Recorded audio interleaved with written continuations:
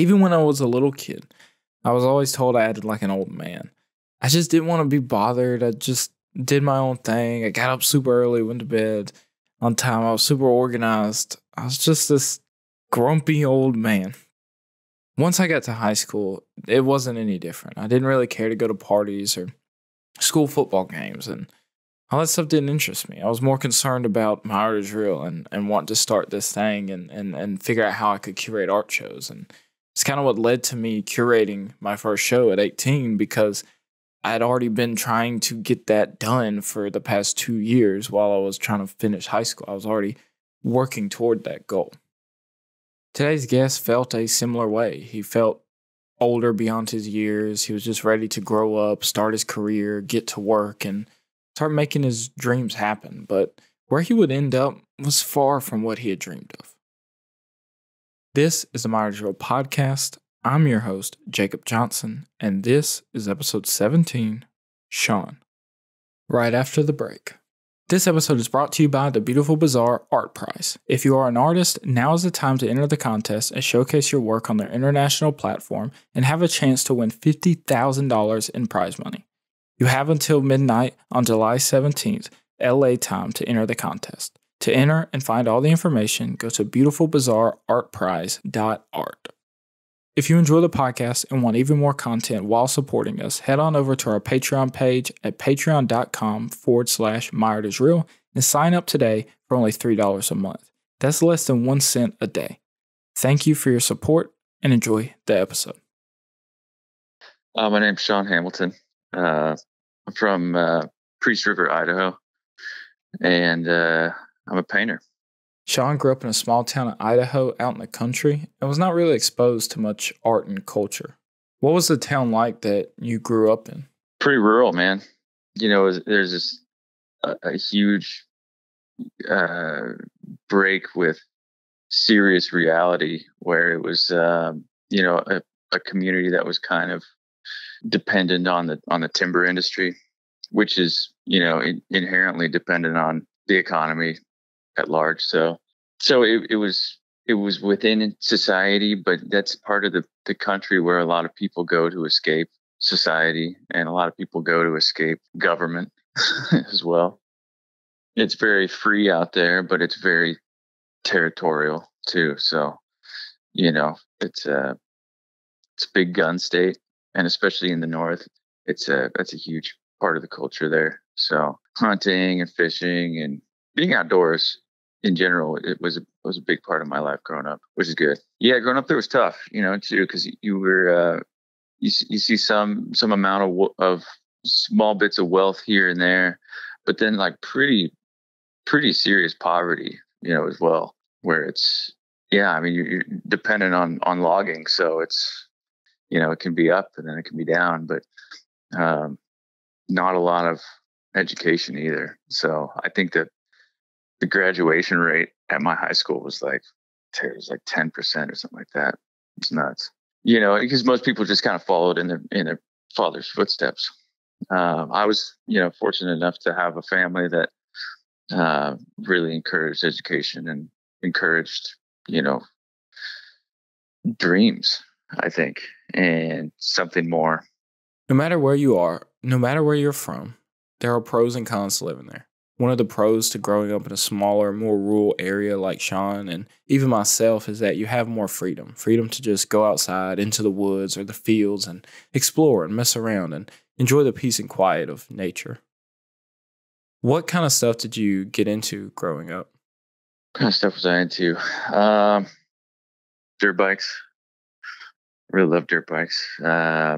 Every summer we'd do 4-H, so we would raise a sheep for a summer, and the draw behind that was you raise a sheep for a summer and you walk it, you feed it, you groom it, shear it and all this shit, and then you sell it at the end, at the fair for like $300 or something like that, and that was big money. That was big money. And I was like, man, I'm gonna go buy a drum set, or I'm gonna go buy a motorcycle with that. Little do you know, as a kid, you're selling your sheep to slaughter. So it's like this this this animal that you raised, you built this connection with, and then at the end of the summer, you know, you suddenly were like, "Oh, money talks." You're like, "Bye." It's just like, geez, that's pretty brutal. So I think, there's that. I think growing up, I'd come home from school and go. We had a river that ran through our property, so I'd go fly fishing quite a bit. A lot of solitude out there. We lived on close to 200 acres out there, so I'd get home from school, and honestly, my dad put me to work. So I was either picking up rocks or driving a front end loader around, and moving dirt or picking up rocks and doing all this stuff, and building a dirt bike track. He's like, if you want this, you got to build it yourself. So, I'll teach you how to do it, but you do it. So there's no easy ways to do anything, in that country. So just okay. So a lot of my after school time was outside. Sean went to a Christian school growing up that was pretty small. So you kind of knew all the same kids your entire life. All the normal teenage drama and cliques didn't really matter that much to him either. He just wanted to spend his time working to make money and focusing on whatever sparked his interest. Whether that be trying to work on cars and wanting to build hot rods, or drawing and trying to make some kind of art or designs, or hell, even working on tractors to try to build a dirt bike track. He was just ready to speed up his life and get out of high school as soon as possible. Junior and senior year of high school, I just homeschooled myself and was working for my dad too. So just did my own schooling and then worked for my dad at the second part of the day and gave myself my own grades. and I ended up getting a pretty good scholarship based on that. I don't know how honest those grades were, but got me in with a pretty good scholarship. So So you were legit, so did you legit leave the school and was homeschooled? Yeah, exactly. So I'd do my schoolwork at home just by myself, and then go to work, and go to work for my dad. So and you had nobody, your mom or your dad weren't looking at this stuff and be like, okay, this is your grade or anything. It was just you saying, okay, I did it. I'd have to bring it into the actual school every once in a while, but I think they were so fed up with me anyway that they were like, "Yeah, buddy, this is fine. You're doing great." I was like, "Sure, okay." So it's a lot of fun. I was just over school already. I was just, I wanted to work. I wanted to start my career. So I just did that, and that was kind of a weird couple of years where I felt like an adult, but I was still living at home. And both my sisters had already gone on to college. So it was me and my parents at home. They were probably so fed up with me that decision that I made, that big decision to homeschool myself, was like, yeah, hell yeah, go ahead, man. Do whatever you need to do. So. And like most people out in the middle of the country, he had dreams of moving away to a bigger city. I hated how limited it was. You live in one spot for a while and you realize how small it can be, and just there wasn't a ton of ambition there from anybody.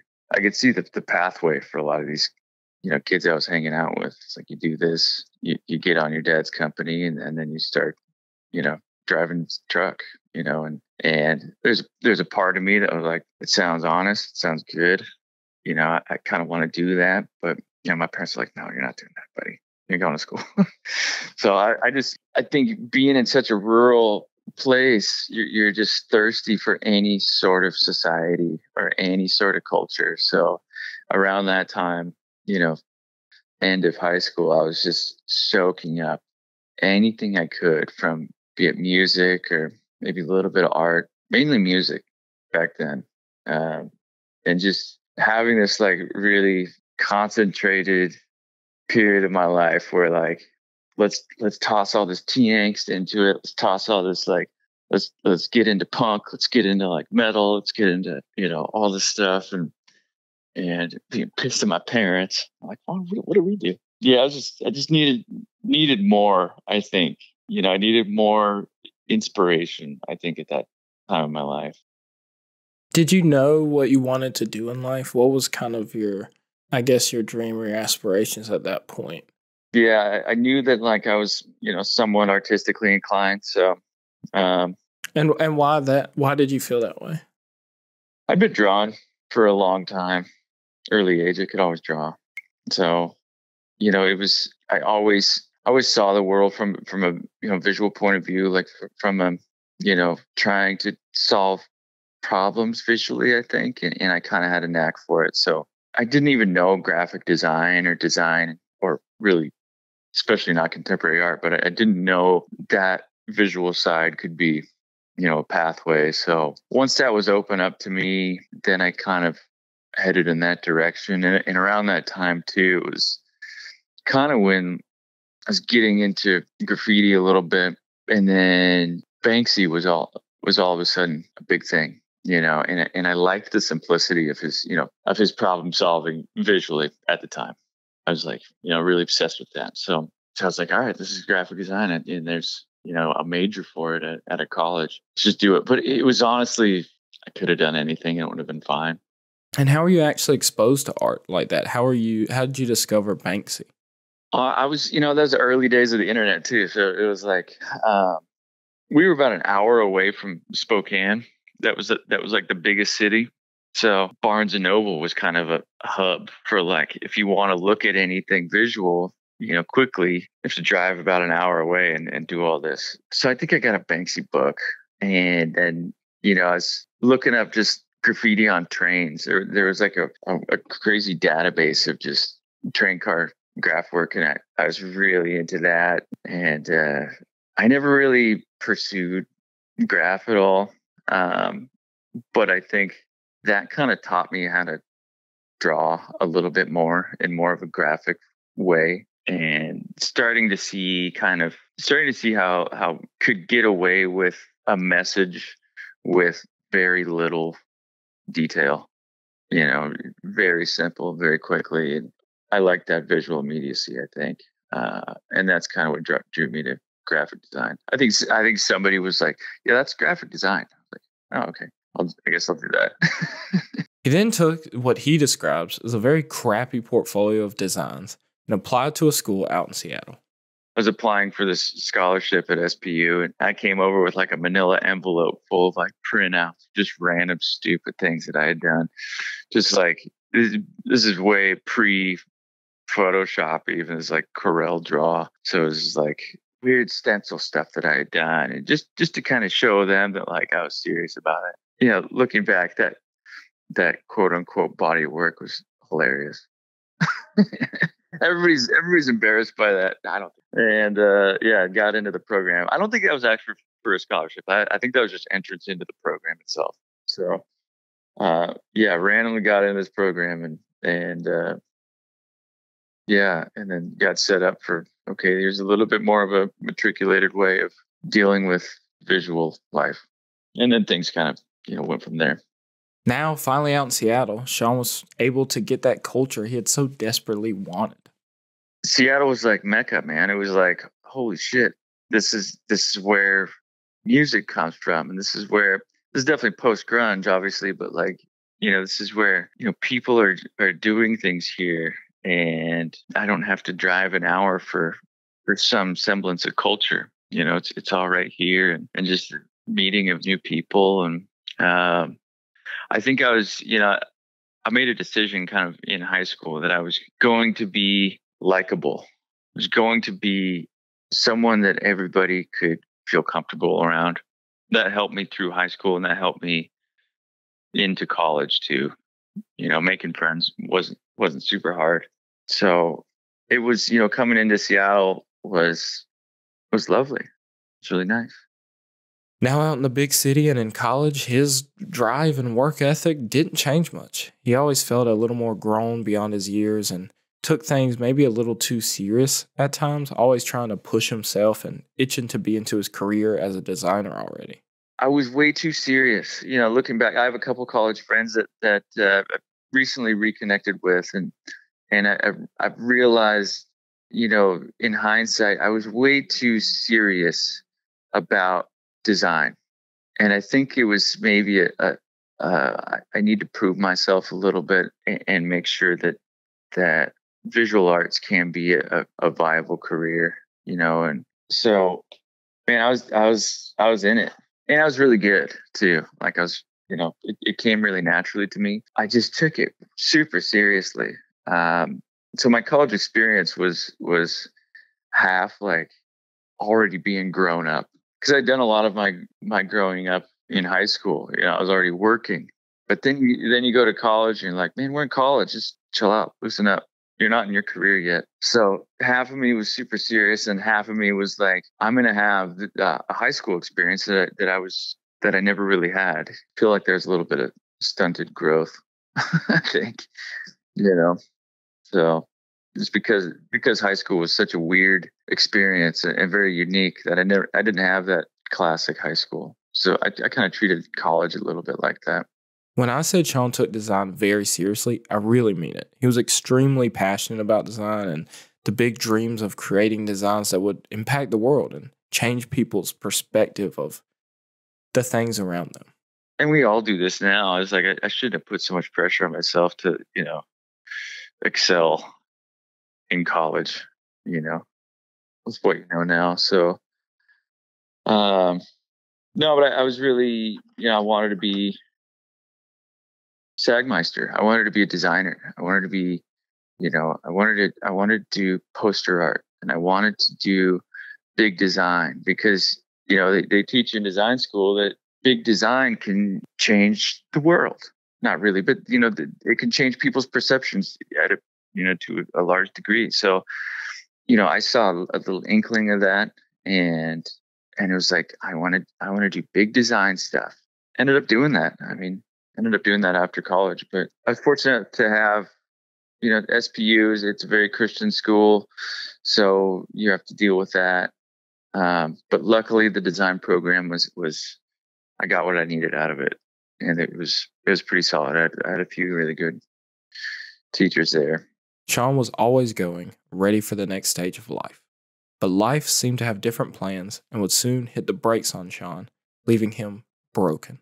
My senior year, that was a tough year. I got in a pretty gnarly accident, and I think I only had like two quarters left or something like that, and ended up in the hospital for a few days. Kind of got in a fight, drunk, got hit the sidewalk, woke up, I think 5 days later, had to kind of learn a lot of things again. So it was a really traumatic brain injury. So that, I had to get out of school for a little bit, and learn how to walk again. Learn how to I had really slow speech for a long time, and learn how to be alive again, I think, and just kind of, after that though, I recovered, 100%. And then I was gung ho. Like I tried to finish 2 quarters in 1 quarter, and it was just obvious it wasn't going to happen. And at that time too, I had already started an internship at a local ad agency here as a designer. So I'd already started my career, and I was like, I really need to finish school. So I never did. My poor parents, like, come on, man. When that accident happened, how did it feel? How did you feel waking up? Felt great, man. I was on a lot of drugs. No, it was weird. I lost a good portion of time. So it's talking to you is really therapeutic about, like, as far as remembering, large chunks of childhood and stuff, because it's taken me a long time to remember large portions of my life. Some of that is gone, and some of that is, it's affected me probably some mood swings and different byproducts that I probably wouldn't have. But hell, man, it makes me now, and I can't go back. So it's what I'm dealing with, and it was just brutal to see the people around me, and really just hard to see them have to deal with it too. There's just so much love and support that came from everybody. And that's when it's at that moment that's when people show up and are like, no matter what. So, and it's still there. And how did you feel when you started to kind of recover and things like that? And I know you said you got gun ho and we're gonna try to do two quarters in one, but it wasn't working out. How did it feel? Did you feel kind of defeated? Yeah, I was frustrated as hell, because I couldn't think fast enough. I couldn't talk fast enough. I couldn't move fast enough. I was pissed. Yeah, I was just luckily I didn't lose my visual acuity, or anything like that, or that skill set was still there. Yeah, I was just annoyed mainly. It's like, come on, man. Right now, right when I'm about to start, but it might have been the universe just telling me, slow the fuck down, man. Just pump some brakes for a second and enjoy what you're doing and enjoy the people around you. And I still have those moments too where I'm going crazy and I'm going nuts and I'm going fast. And I've a lovely girlfriend who tells me, slow down, man. Just chill. It's gonna happen regardless. This isn't the most important thing in your life. This isn't life or death. It's art. So, Like Sean said, he was already interning at a design firm. So luckily, without finishing his degree, he was able to turn that internship into a full-time job.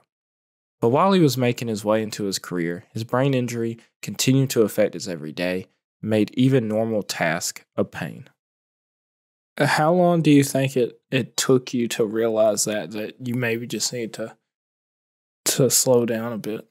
I don't think I realized that until, pretty recently, because I was fighting it. I was fighting it the whole time. I was fighting, my limitations and so I was constantly like, if that hadn't happened, I would be at this place in my career, and I was very, strict and too hard on myself. And I was still doing really good work. By that time got hired on as a designer at a cool agency here. And, but some of those byproducts, would crop up in a corporate setting, where, under pressure and have this stress that wouldn't go away and some panic attacks and stuff like that, isn't, especially then too, that was probably, 10, 12 years ago. It wasn't like understood, I feel like it's the last 5 or so years where it's like, mental health has become a priority, in a corporate setting. But back then it was, especially in ad world, it was work you to the bone and then some. So yeah, it was tough. And so I ended up quitting a lot of jobs just because I couldn't handle it. From the pressure of upper management, from the clients, working on projects he didn't really care about, and the constant struggle with his health, Sean finally snapped. It's a combination of the pressure that they would put on people producing the visuals, and then I hated the structure of the ad world too. It was that, and then every project that came across my desk was like, this has to be the best thing I've ever created, ever. Even when it's a stupid banner ad for Butter Company or something, or Seattle Seahawks or something. This has to be amazing. And a lot of it was, some of that pressure is healthy pressure that you put on yourself, but it's not sustainable, So I ended up just leaving, no notice, leaving. A lot of people were worried about me too. So how exactly did you quit? Yeah, at a certain point, I think I was working on something for Dairy Gold, which is like a dairy company up here, and it's just so stupid, man. And I just left. I just walked out and I went home. And I think my supervisor, you could say, came over to my house. He's like, "What's going on, man?" He's a good homie, and still is a good homie. what's going on? He's like, I understand that this pressure is getting to you. And like, yeah, I'm done. You know, I might do some freelance stuff for you, but I can't do that. It's very dramatic. And I've done that multiple times too at different agencies. Uh, very dramatic exits.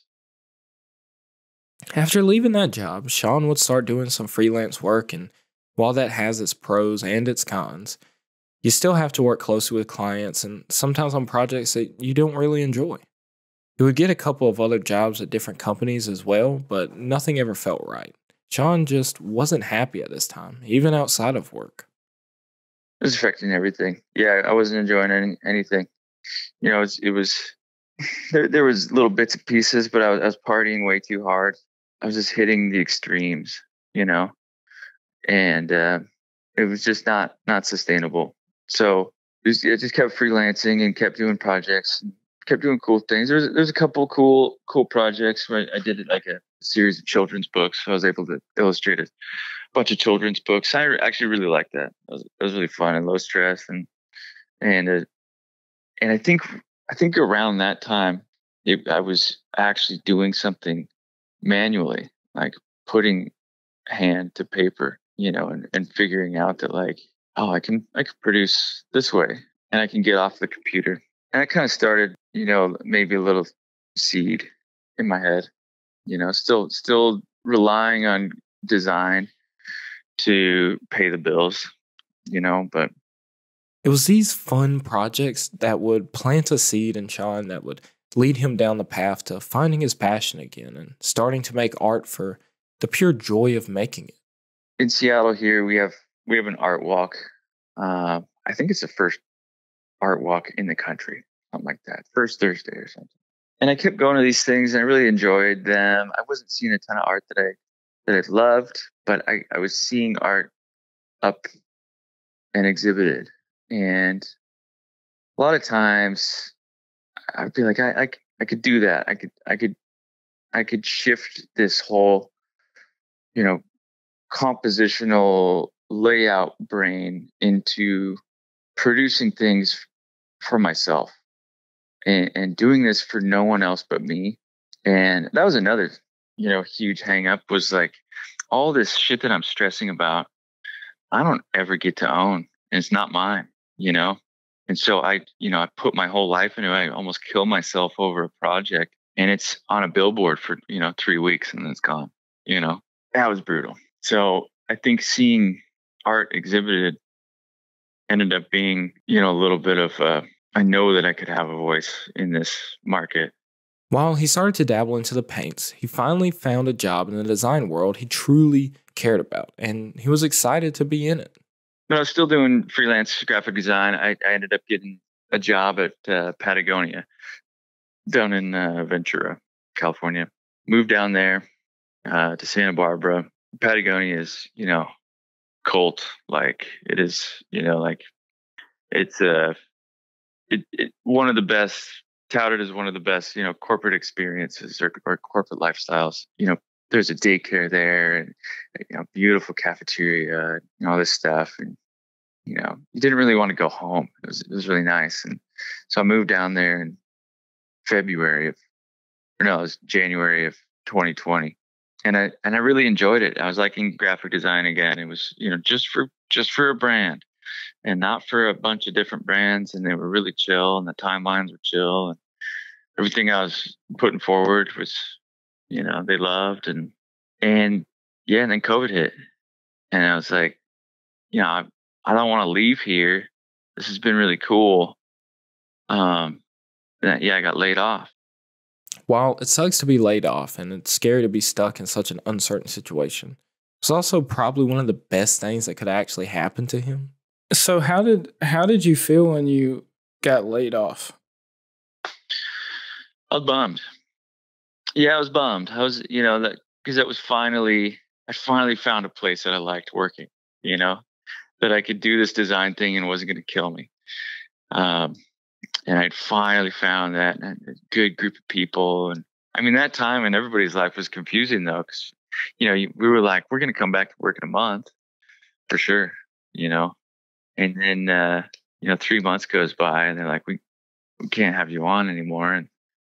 And so that decision was made for a lot of people, to take a step back and say, what do I really value in my life? What do I really want to go for? What have I been putting off that I could,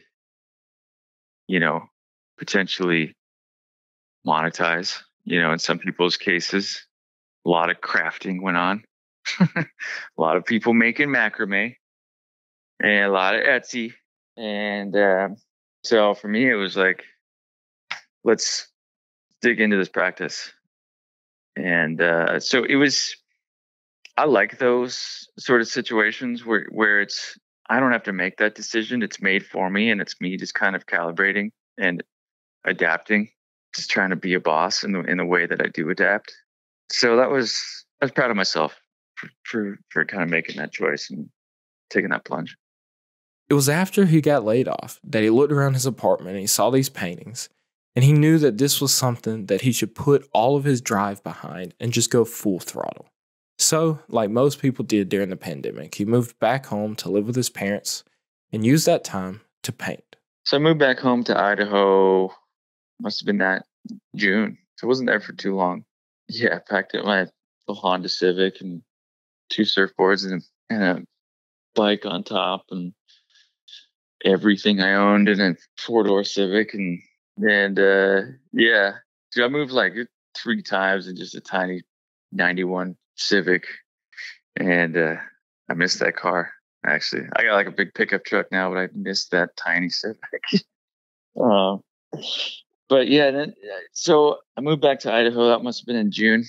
It didn't feel like a retreat, like a lot of people probably during COVID had to move home, because they couldn't afford to be out of work, or unemployment hadn't kicked in yet, or whatever. So I went home, but it felt like it was exciting. It was a new opportunity, and it was a good chance to kind of reconnect with that environment and reconnect with my parents too. And I set up a trailer, like a tent trailer, camping trailer down by the studio, and it was a good time to just breathe.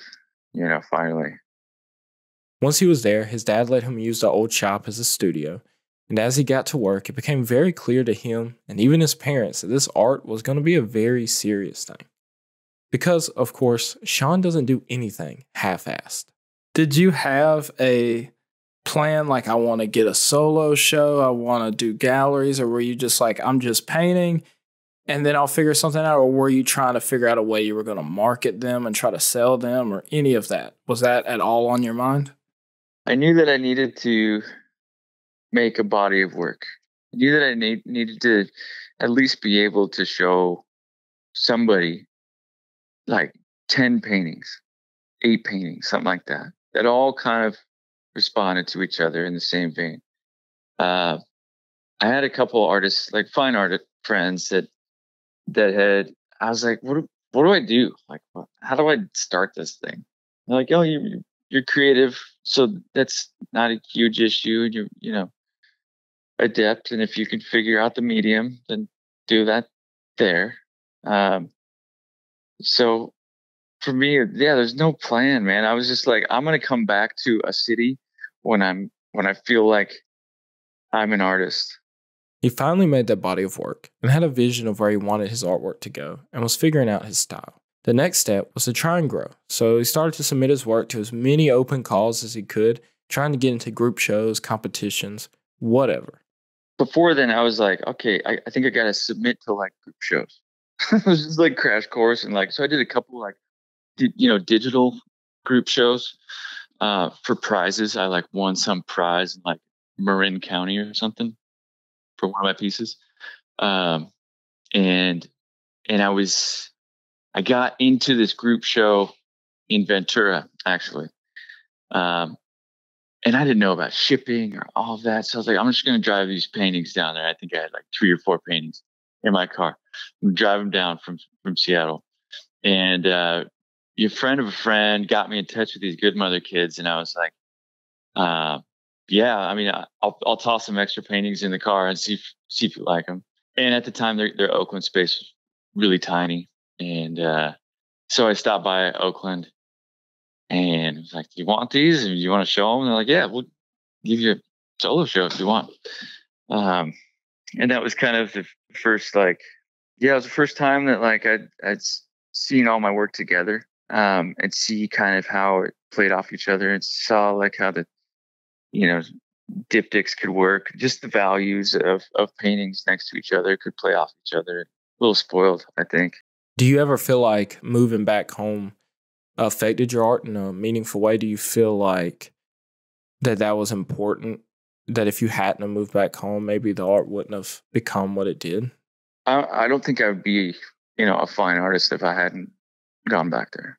To be honest, I think I maybe would be dabbling in it, or I would be doing some form of illustration work or something. But I wouldn't have gone that route if I didn't have that time and that solitude, to focus on something. And dude, I'm looking for it again. I'm like kind of trying to get back to that. So that's huge for me. Was going back there, and yeah, and it really did.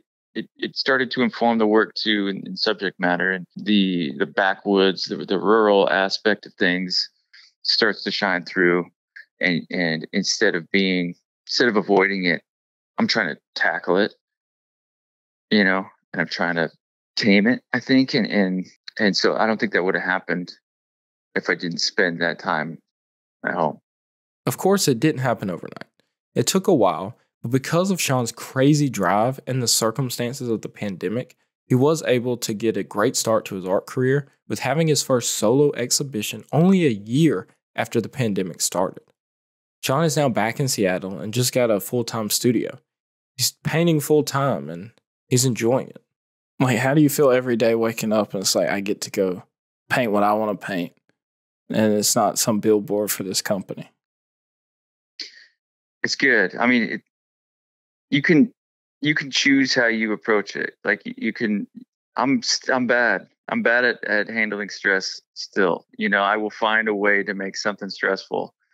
So, even though I'm finally doing exactly what I want to do, there will still be a show that's next week and I need 4 paintings for it, and there would still be that timeline. And now that I'm the client, and I'm the boss and I'm the supervisor and I'm all this, I'm the guy that has to ship it, pack it, ship it, and deal with that. There's other stressors now. But in general, dude, I haven't had the time to like sit back and realize how cool this is.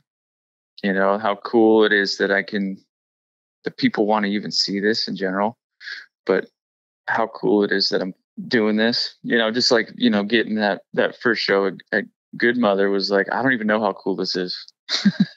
Yeah, it's been wild, but it does feel, it feels good. It feels good to have my own studio too, and to go to work.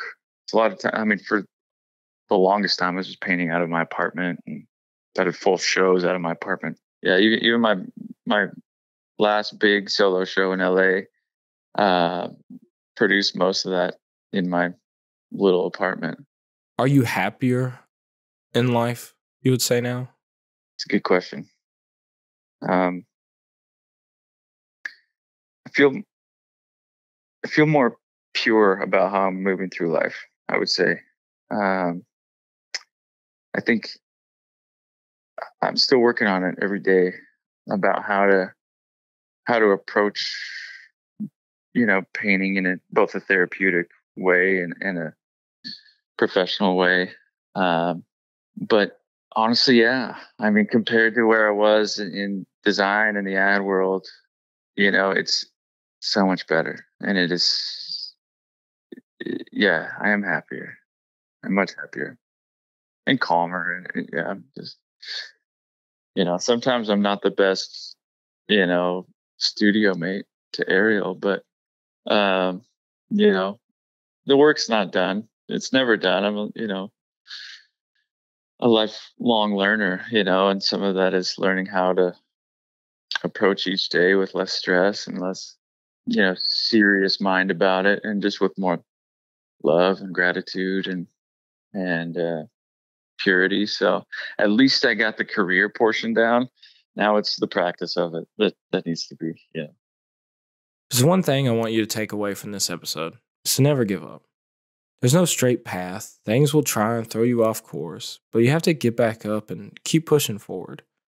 But while you are on that journey to your dreams, don't forget to slow down, breathe, and soak in the moment. Because if you don't let off the gas a little, you just might crash. Thanks for listening to another episode of the Minor Trope Podcast. I know this was a long episode, but I think all that I included needed to be here to create the full story. This podcast takes a ton of work, and I could use your help. If you would like to support me, check out our Patreon page at patreon.com/MyArtIsReal and support us for as little as $3 a month while getting tons of bonus content. Thanks for listening, and I will see you in the next episode.